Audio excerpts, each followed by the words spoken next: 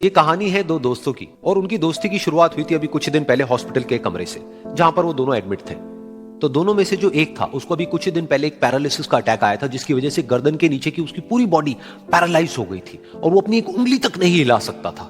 और पूरे दिन जो भी नर्स उसके पास में आती वो उसको एक ही बात कहता कि मुझे कोई ऐसा इंजेक्शन दे दो जिससे कि मैं मर जाऊं, अब मैं और जीना नहीं चाहता, ऐसी जिंदगी का मैं क्या करूं। तो उसका जो दोस्त था उस कमरे में, क्योंकि वो चल फिर सकता था, तो रोज सुबह और रोज शाम को उस कमरे में खिड़की थी, उसके पास में जाकर के खड़ा हो जाता और अपने दोस्त को बताता कि उस खिड़की के बाहर क्या चल रहा है। बिल्कुल नीला आसमान है, सफेद बादल है, हल्की हल्की हवा चल रही है और कुछ पंछी उड़ रहे हैं। एक बहुत ही सुंदर बीच है जहां पर कुछ बच्चे मिट्टी के घरौंदे बना रहे हैं। कुछ लोग हैं जो वहां पर बैठे हुए बस समुद्र की लहरों को देख रहे हैं।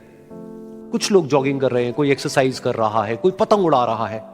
वहां पर एक आइसक्रीम की स्टॉल है जहां पर कुछ लोग आकर के आइसक्रीम खा रहे हैं। और सनसेट के टाइम पे जो पानी है वो पूरा गोल्डन हो जाता है और चमकने लगता है। तो शुरू में तो जब उसने वो सब बताना शुरू किया तो उसके दोस्त के ऊपर ज्यादा असर नहीं हुआ, लेकिन धीरे धीरे उसके अंदर जीने की चाह जागने लगी। अब वो सुबह का इंतजार करने लगा कि जल्दी से सुबह हो और मेरा दोस्त मुझे बताए कि आज यहां पर क्या हो रहा है। कुछ दिन तक ऐसे ही चलता रहा। फिर एक दिन जब वो सुबह उठा तो उसने देखा कि सामने वाला बेड खाली है। फिर उसने नर्स को बुलाया और उससे पूछा कि क्या वो डिस्चार्ज हो गया है। तो नर्स ने कहा कि आपको तो उन्होंने बताया होगा, उनके पास कुछ ही दिन बाकी थे और कल रात को ही उनकी डेथ हो गई है। ये सुन करके उसके अंदर की उम्मीद पूरी तरह से टूट गई, क्योंकि सिर्फ उसका दोस्त ही था जिसने उसको बाहर की दुनिया से जोड़ा हुआ था, जिसकी वजह से वो जान पाता था कि बाहर क्या हो रहा है और ये दुनिया कितनी खूबसूरत है। तो कुछ दिन तक तो वो रोता रहा और उसने जीने की चाह छोड़ दी। लेकिन दूसरी ही तरफ से उसके अंदर कहीं ना कहीं एक नई चाह पैदा हुई कि काश मरने से पहले एक बार मैं खुद अपनी आंखों से देखूं इस खिड़की के बाहर कि दुनिया कैसी है। जैसे जैसे उसकी ये चाह बढ़ने लगी, उसको अपने अंदर एक अजीब सी एनर्जी महसूस होने लगी।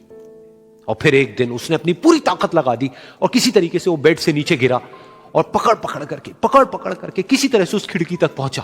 फिर उस खिड़की को पकड़ करके वो खड़ा हुआ और खिड़की के बाहर देख लिया। लेकिन खिड़की के बाहर देखते ही वो गुस्से से भर गया। उसने जोर से नर्स को आवाज लगाई और जैसे ही नर्स आई उसने नर्स से पूछा, ये तुमने क्या किया, ये खिड़की के बाहर काली दीवार क्यों खड़ी कर दी। तो नर्स को समझ नहीं आया वो क्या बोल रहा है और वो बोली कि मुझे 5 साल हो गए हैं यहां पर, जब से मैं आई हूं तब से तो ये काली दीवार यहां पर है। तब जाकर के उसको समझ आया कि उसका वो दोस्त उससे झूठ बोल रहा था। और उसने नर्स से पूछा, अगर ये काली दीवार पिछले 5 साल से यहां पर है तो मेरे दोस्त ने मुझसे झूठ क्यों कहा। तो नर्स थोड़ा सा मुस्कुराई और बोली कि मैं ये तो नहीं जानती कि उन्होंने आपसे झूठ क्यों कहा, लेकिन मैं इतना जरूर जानती हूं कि जो भी कुछ उन्होंने आपसे कहा उसी वजह से आप अभी अपने पैरों पर खड़े हैं।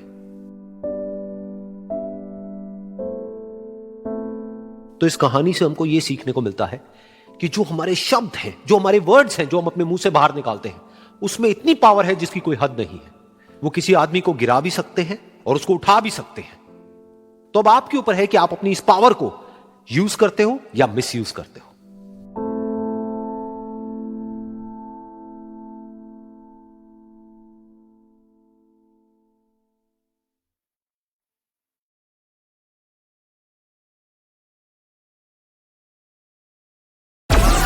Download Moj.